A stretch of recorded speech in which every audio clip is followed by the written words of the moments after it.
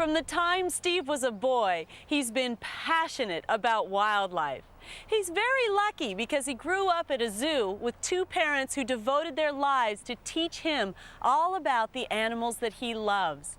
From the first time he caught a crocodile at just 9 years of age, Steve has loved all sorts of reptiles. Cold-blooded animals are his favorite. I think he hatched out in a crocodile enclosure. So stick around for some exciting vision on a story just about Steve Irwin and how it all began, made specially for you. Fight!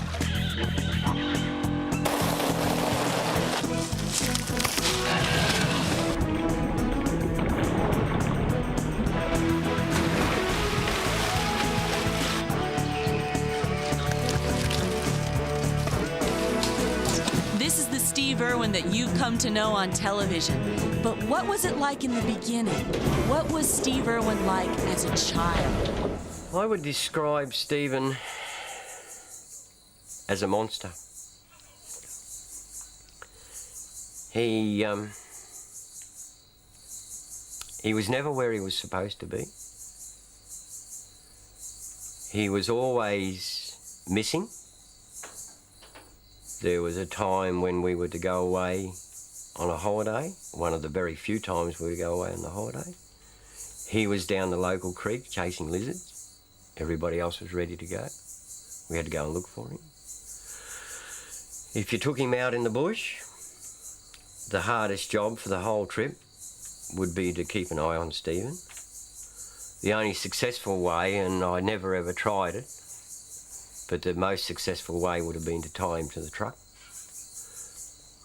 But on the other hand, it was marvellous to have somebody at that size, especially your own son, to sort of go on a field trip with you. Growing up at the reptile park is something that is really hard to describe, in that my whole life, whether I was waking up in the morning going to school or it was the weekend and I had to clean out crocodile enclosures, I was surrounded by wildlife. My whole aim as a kid was to find animals, and particularly venomous snakes and lizards, so I could show my dad, and so my whole life I just had to go out there and make Dad proud. Meanwhile, he's out looking for me. And so the opposite effect was happening. Oh, he wasn't all that proud. He was there, come on, we're ready to go and we can't find you. So, yeah, he had his hands full, I think. He used to always been very, very active, on the verge of being hyperactive, really, very much so.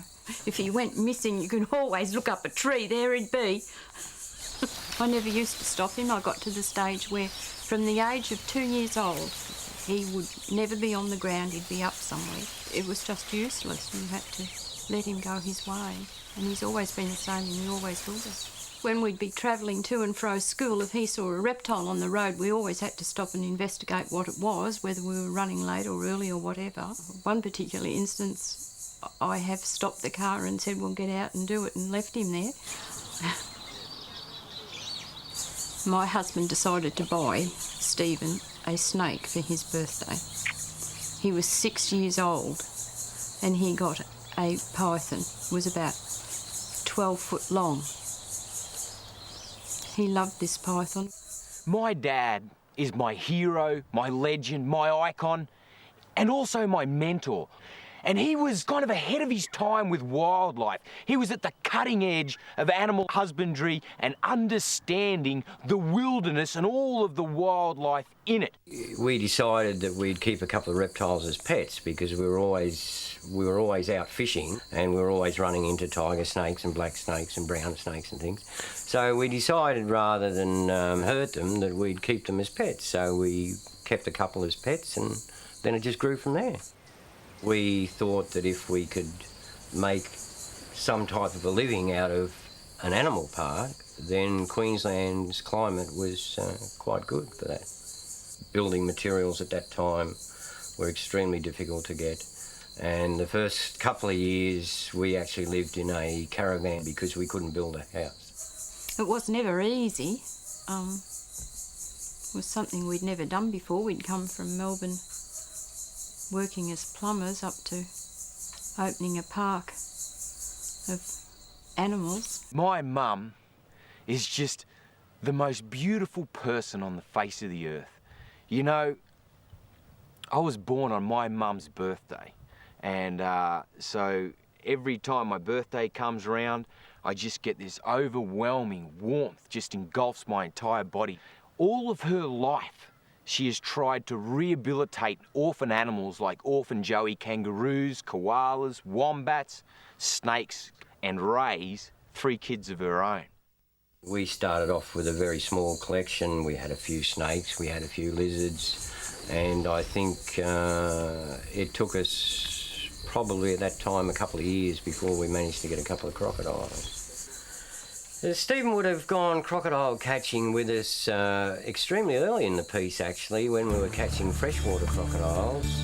This would have been in the early 70s, and the same thing applied, that it was, although he was only a fairly young lad, it was extremely difficult to keep him in the boat so that you could keep your eye on him, because if we happened to see a croc, he would want to be the first one out to grab it.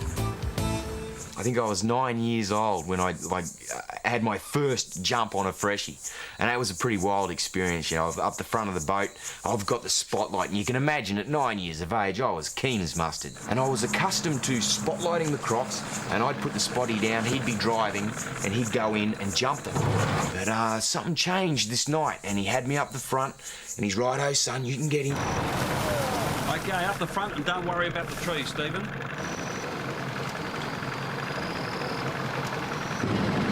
We were going up the river and we saw this crocodile close to the bank. There's one, Dad, there's one! Keep your eye on it, son.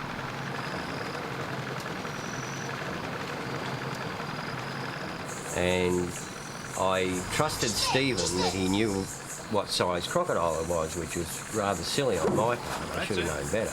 We're getting closer and closer until I can see his eyes right in front. Whoa! Speared straight down, grabbed him by the scruff of the neck. I was overwhelmed, and I didn't realise how large it was. And then I realised that this croc is nearly the same size as Stephen. He's gradually going underwater with the crocodile. So I grabbed him and the croc and threw them both in the boat. Then I felt the strength of my dad's arm come underneath both of us and flip us both into the boat, and he just pinned us down. "You all right, lad? You all right?" And sure enough, I was okay, and by crikey, that was the proudest moment of my entire life. I copped a little bit of flack at school, you know, at primary school, because I wasn't into push bikes and then into motorbikes or skateboards. And so at lunchtime or morning tea, I'd be out there looking at the birds, trying to find little lizards and, you know, getting up close to them and feeding them grasshoppers. And I guess after a period of time, the other kids seemed to warm up to it and they got involved. Wildlife has always been my passion. It was my backyard. But surfing, I needed a sport, and, you know, you can't quite keep fit enough chasing lizards around, so I took up surfing, and that became quite a passion. And in fact, I was able to travel later in life, surfing and doing wildlife. So there was a good mutual tie in there with my sport and my passion.